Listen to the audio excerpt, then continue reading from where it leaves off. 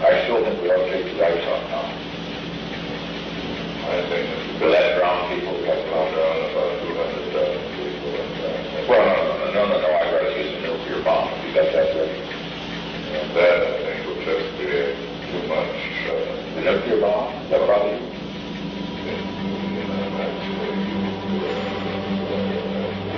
I just want you to think big, Henry, for Christ's sake.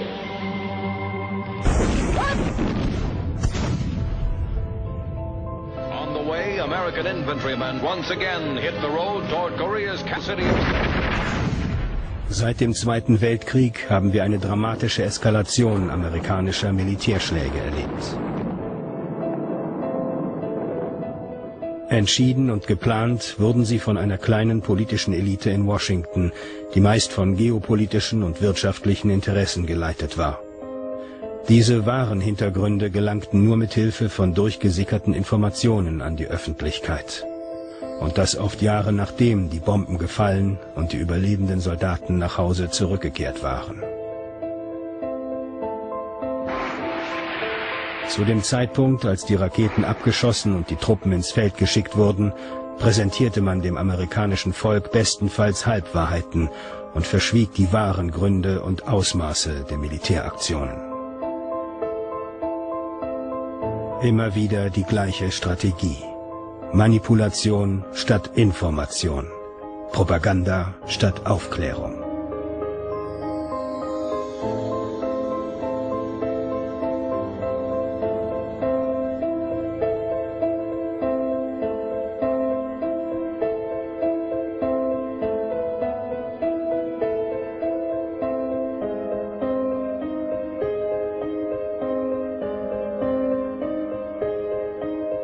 Schon der Vietnamkrieg lässt klar ein System der Kriegspropaganda erkennen, meint der Medienkritiker und Journalist Norman Solomon. Als Teenager las ich viel über den Vietnamkrieg und sah die Berichte im Fernsehen. In combat, there are no niceties. A dead enemy soldier is simply an object to be examined for documents, then removed as quickly as possible, sometimes crudely. Freunde gingen als Soldaten nach Vietnam. Und als ich selbst ins wehrpflichtige Alter kam, fragte ich mich immer öfter, ob all das, was da aus Washington und dem Weißen Haus kam, wirklich wahr war. We fight for the principle of self-determination, that the people of South Vietnam should be able to choose their own course. Choose it in free election, without violence, without terror, and without fear. And through that process, Immer mehr drängte sich mir die Frage auf, ob wir nicht viel mehr belogen wurden. Solomon sieht Parallelen zwischen der Propaganda für den Vietnamkrieg und für spätere Militäraktionen der USA.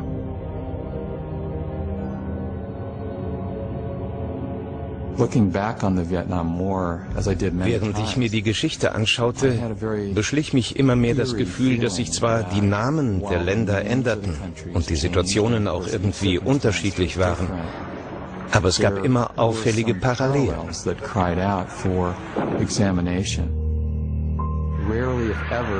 So gut wie nie fällt ein Krieg einfach so vom Himmel.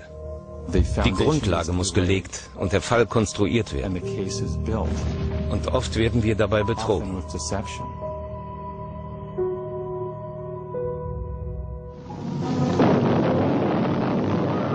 Es ist nicht neu, die Werbetrommel für den Krieg zu rühren. That we are living in an era marked by the growth of socialism. Its basic godless philosophy. Lying. Dirty. Its goal of world conquest. Shrewd. Godless. Its insidious tactics. Murderous. Determined. And its cunning strategy. It's an international criminal conspiracy. Die gleiche Botschaft, teilweise mit denselben Methoden, wird auch heute vermittelt. States like these and their terrorist allies constitute an axis of evil, arming to threaten the peace of the world. These are barbaric people, servants of evil, the cult of evil. A monumental struggle of good versus evil. But good will prevail. You have the comparisons between Da haben wir den Vergleich mit Hitler. And Hitler. We're dealing with Hitler revisited. Bin Laden and his terrorist allies have made their intentions as clear as Lenin and Hitler before them. We don't get information. Es gibt keine Informationen, um die Bilder richtig einzuordnen. This mad dog of the Middle East, I find he's not only a barbarian, but he's flaky. The drug-related indicted dictator of Panama. Saddam Hussein is a homicidal dictator who is addicted to weapons of mass destruction. And as Aldous Huxley said long ago, Aldous Huxley hat gesagt, es ist oft überzeugender, Dinge wegzulassen, als direkt zu lügen. Oft hat die US-Regierung den Diktatoren, die sie stürzen will, vorher selbst an die Macht geholfen. Erwähnt man das also nicht, ist es eine effektive Form der Propaganda. Diese Art der Propaganda, verstärkt durch Appelle, die Angst schüren, ist Teil eines größeren Vorkriegsmusters. Man suggeriert, die USA wird nur im äußersten Fall zur Gewalt greifen. We still seek no wider war. The United States does not start fights. America does not seek conflict. I don't like to use military force. Our nation enters this conflict reluctantly. Widerwillig und nur mit dem hehren Ziel Freiheit und Demokratie für die ganze Welt. We want nothing for ourselves, only that the people of South Vietnam be allowed to guide their own country in their own way. Die demokratische Rhetorik soll die Leute überzeugen, dass manchmal auch unangenehme Dinge getan werden müssen. So muss man im Namen der Demokratie auch schon mal andere Länder bombardieren. The United States has been engaged in an effort to stop the advance of communism in Central America by doing what we do best, by supporting democracy. Je öfter es gesagt wird, desto richtiger scheint es. Our cause of liberty, our cause of freedom, our cause of compassion and understanding. People want democracy, peace, and the chance for a better life in dignity and freedom. We want to lift lives around the world, not take them. Es sind perfide Methoden. Sie sollen uns zu Tränen rühren. We must get the Kosovar refugees home safely. Minefields will have to be cleared. Homes destroyed by Serb forces will have to be rebuilt. Homeless people in need of food and medicine. Die Botschaft lautet, Amerika darf nicht so selbstsüchtig sein. Wir müssen anderen helfen. Am Ende schaffen sie es, das Bombardieren von Menschen wie ein Akt der Nächstenliebe aussehen zu lassen. Today our armed forces joined our NATO allies in airstrikes against Serbian forces responsible for the brutality in Kosovo. We are upholding our values, protecting our interests, and advancing the cause of peace. Belgrade's largest heating plant up in flames. But even as planes of the multinational forces attack Iraq, I prefer to think of peace, not war. Wenn meine Motive ehrenwert sind, dann ist es nicht so schlimm, dass ich Menschen töte. Ich habe ja einen triftigen Grund, sie umzubringen. America will stand with the allies of freedom to support democratic movements in the Middle East and beyond, with the ultimate goal of ending tyranny in our world. Und dann der moralisch unantastbare Präsident. Er sagt uns, dass alles getan wird, um Frieden möglich zu machen. Das ist die offizielle Version. And I am continuing and I am increasing the search for every possible path to peace. Egal ob Johnson, Nixon oder der heutige Präsident. Alle haben immer wieder betont, wie sehr sie den Frieden lieben und den Krieg hassen. We maintain our strength in order to deter and defend against aggression, to preserve freedom and peace. No one, friend or foe, should doubt our desire for peace. The United States wants peace. We seek peace. We strive for peace. Alle Präsidenten der letzten 50 Jahre haben uns erzählt, dass sie keinen Krieg wollen. I pledged in my campaign for the presidency to end the war in a way that we could win the peace. I still think we ought to take the dice on now. I think to let brown people get blown down about 200 people. Well, no, I'd rather see some nuclear bomb if you got that ready. And that, I think, would just be too much. The nuclear bomb, that probably.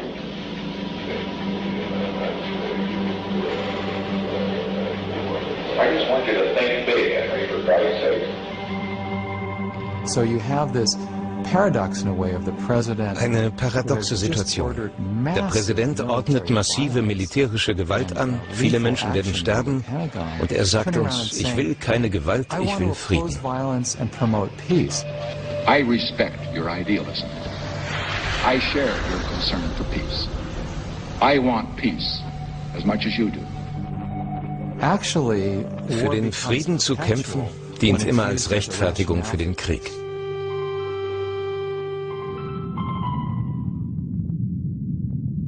We cannot wait for the final proof, the smoking gun that could come in the form of a mushroom cloud.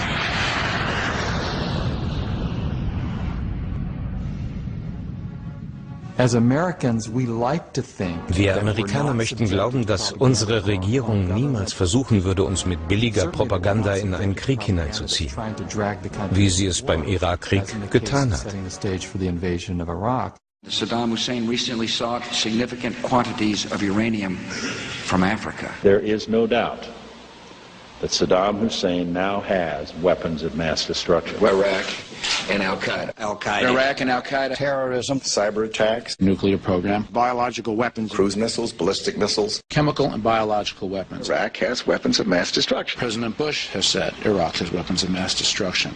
Tony Blair has said Iraq has weapons of mass destruction. Donald Rumsfeld has said Iraq has weapons of mass destruction. Richard Butler has said they do. The United Nations has said they do. The experts have said they do. Iraq says they don't. You can choose who you want to believe. Die Kriegspropaganda der USA ist fein abgestimmt, raffiniert und bestens mit den Medien verzahnt. The White House says it can prove that Saddam Hussein does have weapons of mass destruction, claiming it has solid evidence. The White House insisted again today it does have solid evidence that Saddam Hussein is hiding an arsenal of prohibited weapons. Der Paukenschlag der Medien dient als Verstärkungseffekt. Dirty bomb. Dirty bomb. Iraq Al-Qaeda connection. Saddam Hussein and Al-Qaeda share the same goal. They want to see, both of them want to see Americans dead. Die Bereitwilligkeit, mit der die meisten Medien die Sicht der Regierung übernahmen, hat mich erschreckt. Die Säbel wurden gewetzt und die Invasion des Irak war nicht mehr nur möglich, sondern fast schon sicher. The president essentially giving Saddam 48 hours to get out of Dodge. War now seems all but inevitable. Short of a bullet to the back of his head or he leaves the country, war is inexorable. Well, I think that's exactly right. War is inevitable, and it is approaching inexorably. I agree. I don't think there's a viable option for the administration at this point. We're way too far out front in this. Send us over there, guys. Let's get on with it. Let's get it over with. Showdown Iraq. If America goes to war, turn to MSNBC and the experts. Die US-Medien standen dem Weißen Haus bald kaum noch darin nach, die Weichen auf Krieg zu stellen. We'll take you there. And although it's called the liberal media, wir sprechen gerne von liberalen Medien, aber es gibt kaum Berichte aus dieser Zeit, die die Unausweichlichkeit des Einmarschs in Frage stellen. Wenn die Presse so sehr zur Geisel der Regierung wird, haben wir ein Problem. That's when you have a problem. I just pull these two things out. I've laundered them so you can't really tell what I'm talking about because I don't want the Iraqis to know what I'm talking about. But trust me, trust me. If history's any guide, wenn die Geschichte uns eines lehrt, dann, dass die Politik die Wahrheit immer gerne verschleiert. There are reports that there is no evidence of a direct link between Baghdad and some of these terrorist organizations. There are known knowns. There are things we know, We also know there are known unknowns. That is to say, we know there are some things we do not know. But there are also unknown unknowns. The ones we don't know, we don't know. Excuse me, but is this an unknown unknown? I'm not. Several unknowns, and I'm just wondering. I'm not going to say which it is. The Secretary, I'm right here. I'm right here. Im Vorfeld des Irakkriegs haben die Massenmedien es versäumt, die nötigen Fragen zu den überstürzten Kriegsvorbereitungen zu stellen. Im Gegenteil, sie haben über die militärischen Perspektiven diskutiert, lange bevor die Kämpfe überhaupt begonnen hatten. We've got generals, and if you ask them about the prospects for war with Iraq, they think it is almost certain. CNN hat Offiziere im Ruhestand als angeblich unabhängige Experten angeworben. Die betonten militärisches Denken zu einer Zeit, als grundsätzliche Zweifel an diesem Krieg angebracht gewesen wären. Often journalists blame the government for Journalisten machen oft die Regierung verantwortlich, wenn es ihnen nicht gelingt, kritisch zu berichten.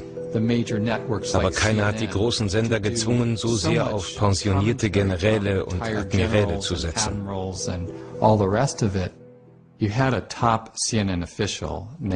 Ein CNN-Moderator gab allen Ernstes damit an, dass er mit einer Liste möglicher Militärkommentatoren ins Pentagon gegangen sei und die Zuständigen gefragt habe, ob sie seine Auswahl gut fänden. Whether that was a good list of people to hire. And we got a big thumbs up on all of them. That was important. It wasn't even something to hide. Und sie geben auch noch damit an. Mit unabhängiger Presse hat das nichts mehr zu tun. Es sieht so aus, als ob unsere Medien im Kriegsfall automatisch eine Vermeidungshaltung einnehmen, auch wenn der Krieg auf Lügen basiert.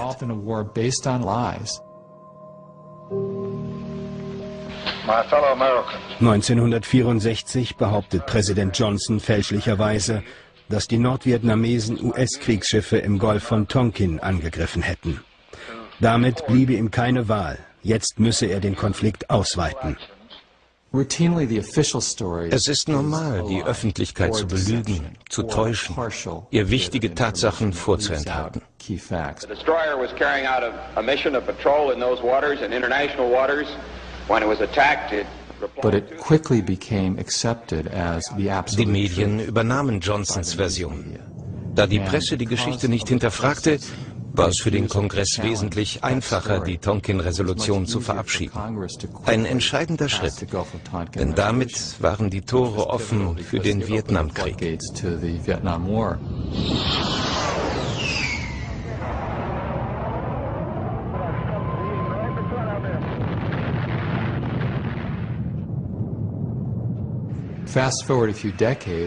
Einige Jahrzehnte später sagt uns George W. Bush, dass der Irak ganz sicher Massenvernichtungswaffen habe. Der Geheimdienst habe dies bestätigt.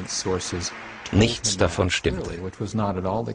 Secretary of State Powell will present information and intelligence about Iraq's illegal weapons programs, its attempts to hide those weapons from inspectors, and its links to terrorist groups.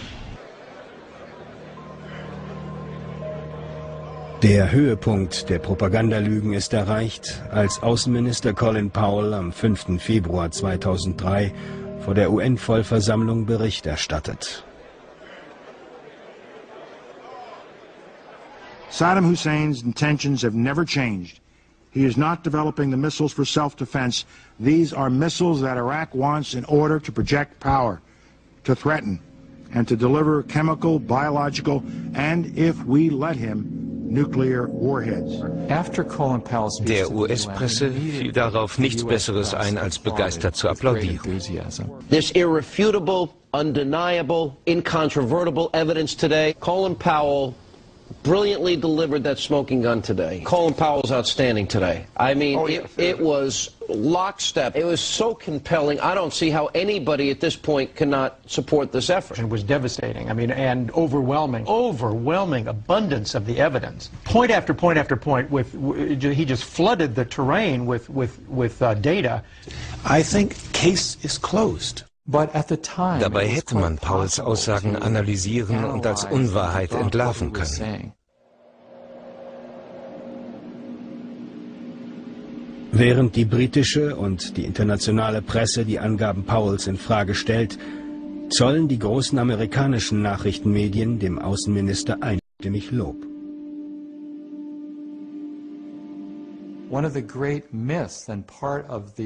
Eines der größten Märchen der Kriegspropaganda ist, dass wir nicht wissen konnten, dass Washington uns angelogen hat.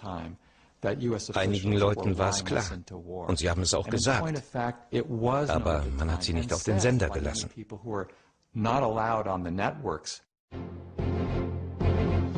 Eine dieser kritischen Stimmen ist Phil Donahue. Er ist einer der wenigen Kommentatoren, die die offizielle Version Washingtons anzweifeln. You know, we're all now, everybody's righteous. What a terrible Hitler this is. We were mute when he was doing that. He was our SOB. Absolutely. And now we're sending our sons and daughters to war to fix that mistake. Doesn't seem fair to me. Obwohl seine Sendung höchste Einschaltquoten hatte, wird sie 3 Wochen vor Kriegsbeginn abgesetzt. Man fürchtete nicht nur den Druck der Regierung, sondern auch Werbekunden und Zuschauer. Unsere Soldaten sind im Kampf, wir müssen sie unterstützen, da stellt man nicht so unbequeme Fragen. Once the war against Saddam begins, we expect every American to support our military, and if they can't do that, to shut up. Und das ist nur ein Beispiel.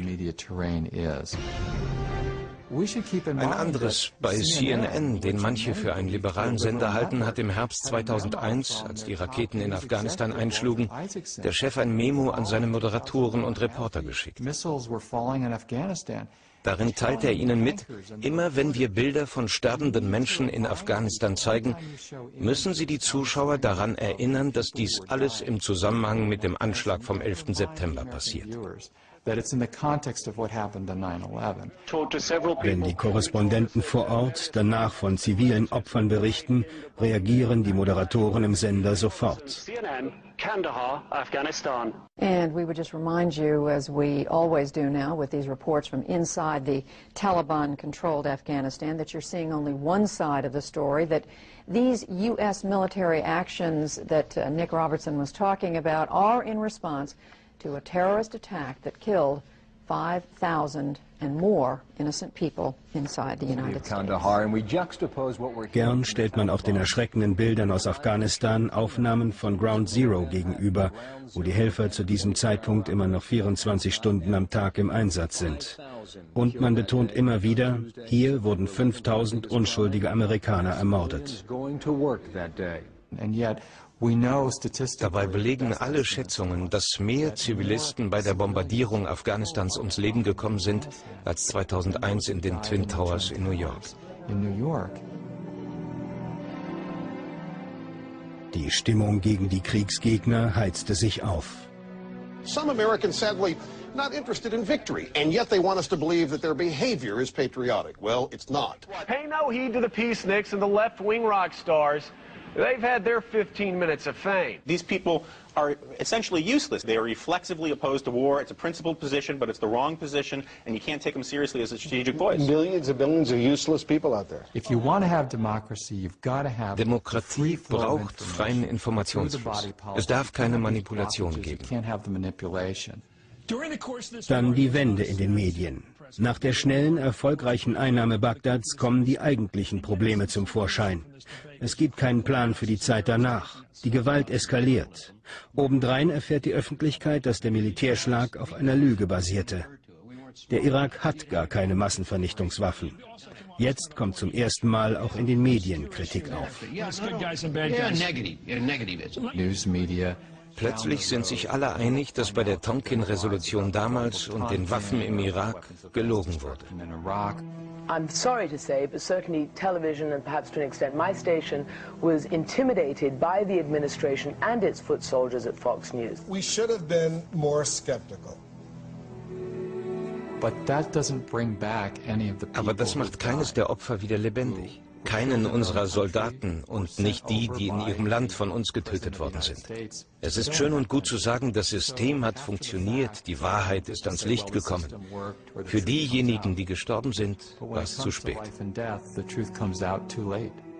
Fellow citizens, at this hour, American and coalition forces are in the early stages of military operations to disarm Iraq, to free its people, and to defend the world from grave danger.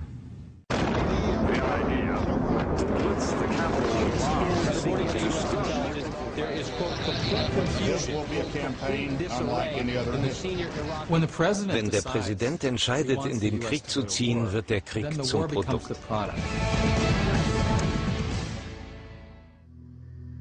Nach Vietnam hält die Regierung es für besser, die Kriegsberichterstattung direkt zu beeinflussen. Denn man vermutet, dass erst die negativen Bilder über den Krieg die Proteste der Menschen ausgelöst haben. Die Invasion von Grenada 1983, Panama 1989 und der erste Golfkrieg 1991 machte man prompt zur TV-Show, produziert vom Pentagon. Man tat alles, um die Regierungssicht ins rechte Licht zu rücken. Dann eine neue Ära, die Invasion des Irak 2003. Scores of American reporters have now joined U.S. military units in Kuwait as part of the Pentagon's effort to make any war with Iraq what the Pentagon calls a media-friendly campaign. Die Medien verehren jetzt auch den Gott der Technologie. I've fallen almost in love with the F-18 Super Hornet because it's quite a versatile plane. I got to tell you, my favorite aircraft, the A-10 Warthog. I love the Warthogs. This morning around 4 a.m. local time, the first three took off, and when you're 300 feet away from them, when they do it, you hear it in your shoes and feel it in your gut.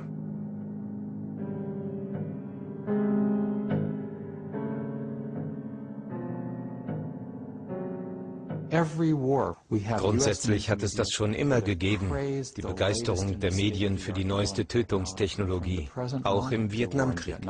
B-57s. The British call them Canberra jets. We're using them very effectively here in this war in Vietnam to dive bomb the Viet Cong in these jungles beyond Da Nang here. The colonel has just advised me that that is our target area right over there. 1, 2, 3, 4, we dropped our bombs and now a tremendous G-load as we pull out of the dive. Oh, I know something of what those astronauts must go through. Well, Colonel, it's a great way to go to war.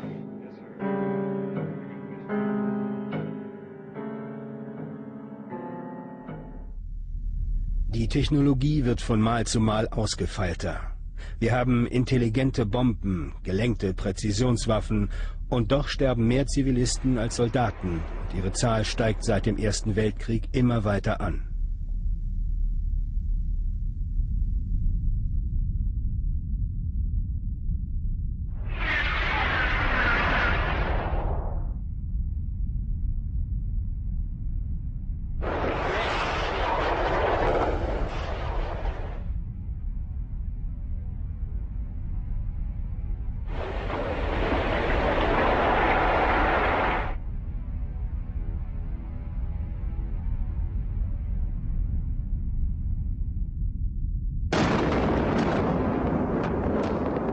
This is the beginning of the shock and awe campaign. According to one official, this is going to be the entire 9 yards. It was a breathtaking display of firepower.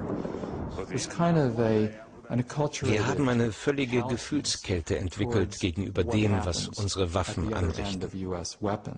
Behind the flight deck, the weapons officer, who goes by the call sign Oasis, will never see the ground or the target for that matter.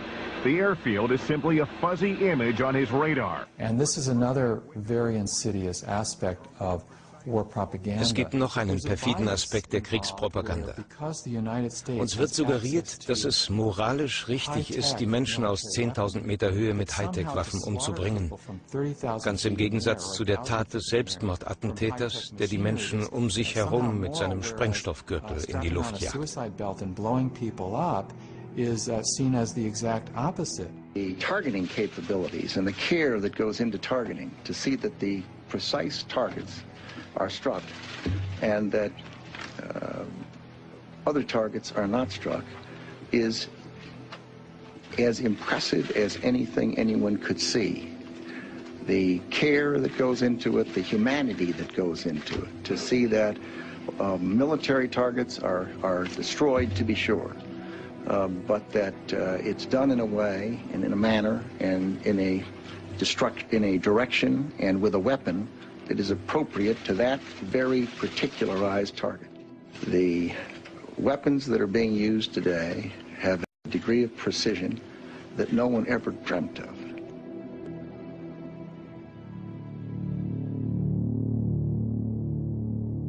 In vielerlei Hinsicht sorgt der zweite Irakkrieg 2003 für neue Dimensionen, auch in der Berichterstattung. Mit dem sogenannten Einbetten von Journalisten hat die Beeinflussung ihren vorläufigen Höhepunkt erreicht.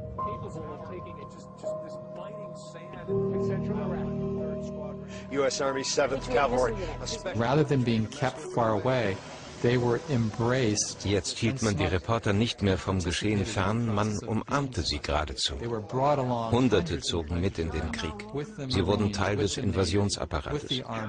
Die eingebetteten Reporter befanden sich immer auf der Seite der Angreifer, nie dort, wo die Bomben einschlugen. With people who were being bombed. You only had embedded reporters with the bombers. Last night, a tremendous light show here, just a tremendous light show as we were watching. And it was through the eyes of the invaders that so much of the reporting was done. Alles wurde aus der Sicht der Besetzer gezeigt. Die Korrespondenten der großen amerikanischen Sender ließen uns noch dazu wissen, wie eng verbunden sie mit den Soldaten waren. Manche sagten, ich würde alles für sie tun und sie alles für mich. Kameradschaftsgeist als Triebfeder der Berichterstattung. We had guys around us with guns, and they were intent on keeping us alive because they said, "You guys are making us stars back home, so we need to protect you." That's very nice. Das ist sehr nett, hat aber nichts mit unabhängigem Journalismus zu tun. Das Einbetten der Reporter ist nur ein neuer Trick im alten Spiel der Kriegspropaganda.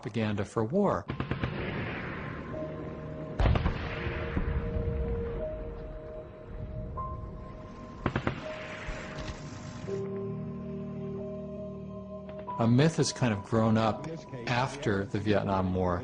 Nach Vietnam ist der Mythos entstanden, dass die Medien dort besonders kritisch berichtet und den Amerikanern die ganze Brutalität des Krieges vermittelt hätten.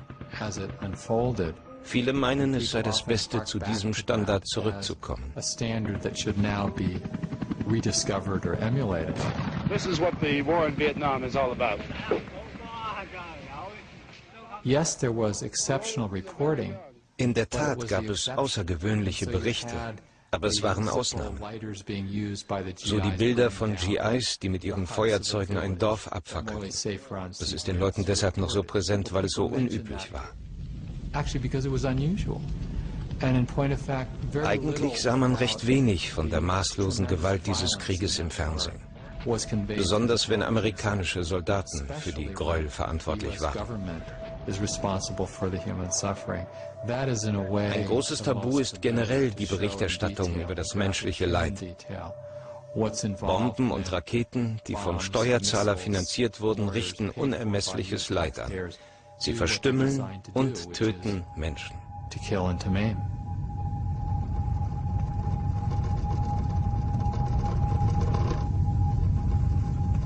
Let no one think for a moment that retreat from Vietnam would bring an end to conflict. Withdrawal of all American forces from Vietnam would be a disaster. It's a real incentive. Vor dem Krieg tut ein Präsident alles, um sein Volk dafür zu gewinnen. Er lügt, betrügt und manipuliert.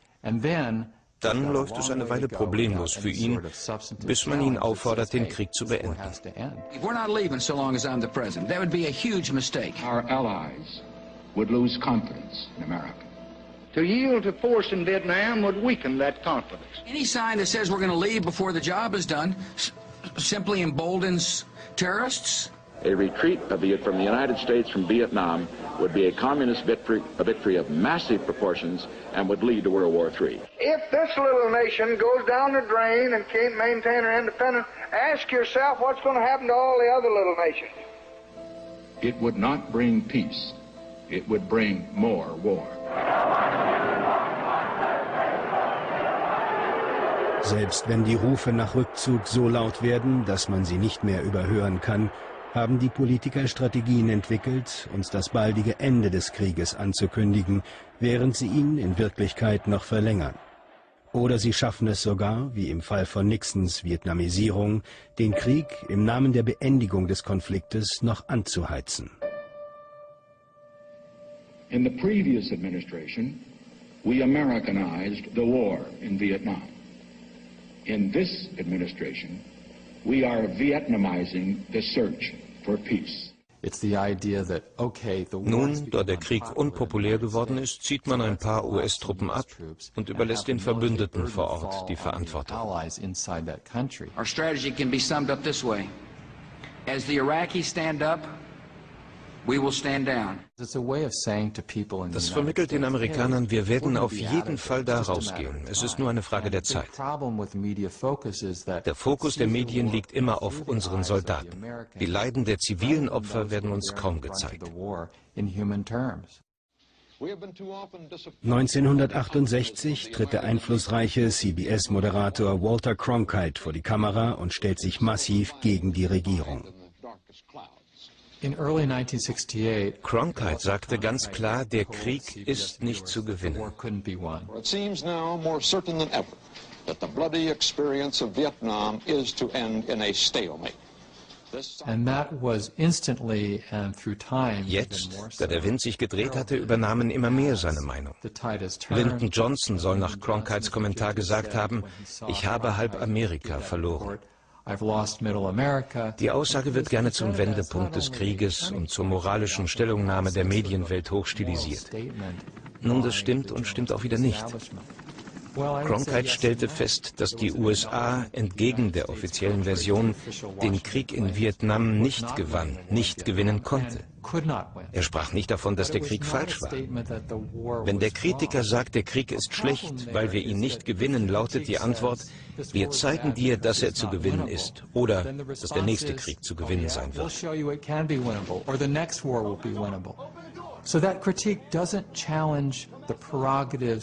Diese Kritik stellt nicht das Recht auf die Aggression an sich in Frage. Dazu müsste sie tiefer gehen.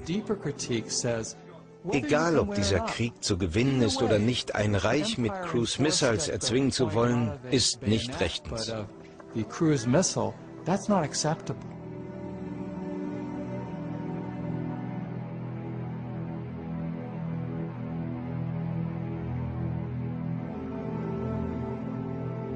Während der letzten 5 Jahrzehnte haben wir eine Reihe von militärischen Interventionen erlebt. Unser Militär ist einmarschiert, hat Länder bombardiert und sie über lange Zeit besetzt gehalten. Immer wurde uns gesagt, es geschehe mit hehren Absichten und immer wieder haben junge Amerikaner und zahllose andere Menschen mit ihrem Leben dafür bezahlt.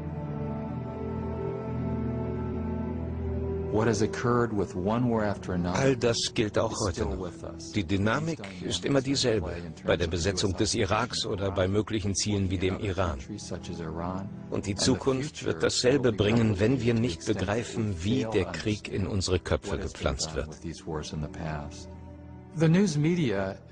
Die Medien haben geglaubt und uns glauben gemacht, dass die Außenpolitik vom Präsidenten gemacht werden sollte. Dieser kluge Kopf im Oval Office hat alle Informationen. Er weiß mehr als wir. Das amerikanische Volk spielt keine besondere Rolle. Es hat nicht die Fähigkeit, mit so einer Situation umzugehen. Das gilt für den Vietnamkrieg, aber auch für spätere Konflikte. Im Kongress hat es immer wieder einzelne Stimmen dagegen gegeben, aber sie fanden keine Plattform in den Medien. Auch wenn heute klar ist, dass sie richtig lagen. However difficult this vote may be, some of us must urge the use of restraint.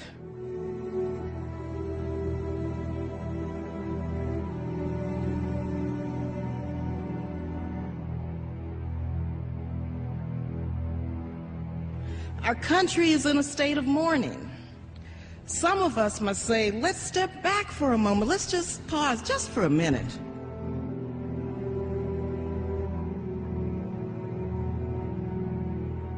And think through the implications of our actions today so that this does not spiral out of control.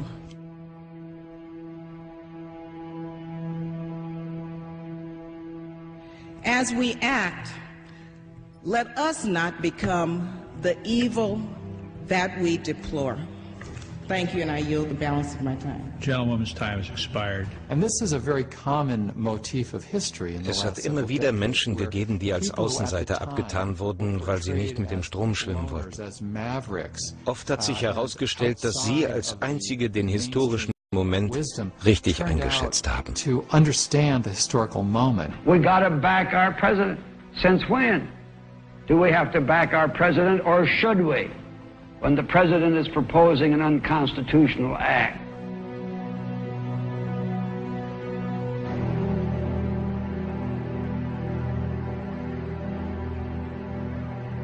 Das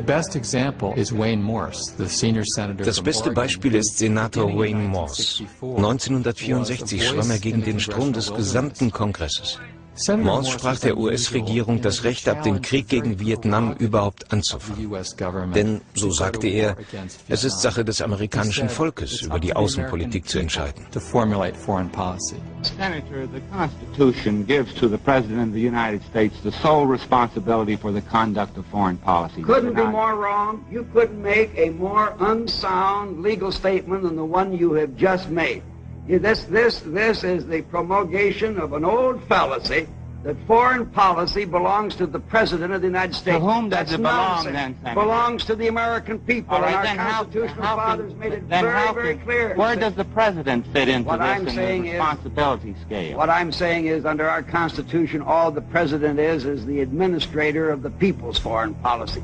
Those are his prerogatives.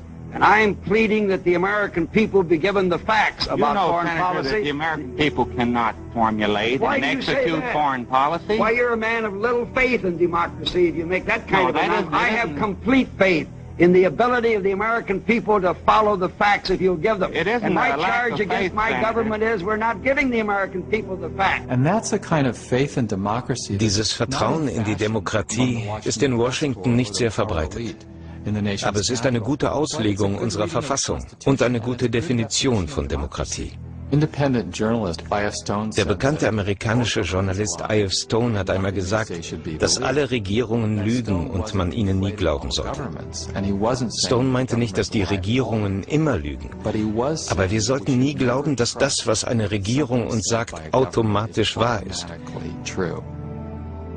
Denn wir haben die Verantwortung, hinter die Fassade zu blicken. Wenn wir die Tricks durchschauen, mit denen man versucht, das Schlachten schön zu reden, dann hat der Wahnsinn des Militärs, wie Martin Luther King es nannte, keine Chance. Wenn wir erkennen, wie viel Leid das Blutbad bedeutet, können wir den Lauf der Dinge ändern. Aber die Suche nach der Wahrheit ist nicht leicht und braucht unsere ganze Hingabe. But it's not going to be easy, and it will require dedication to searching for truth.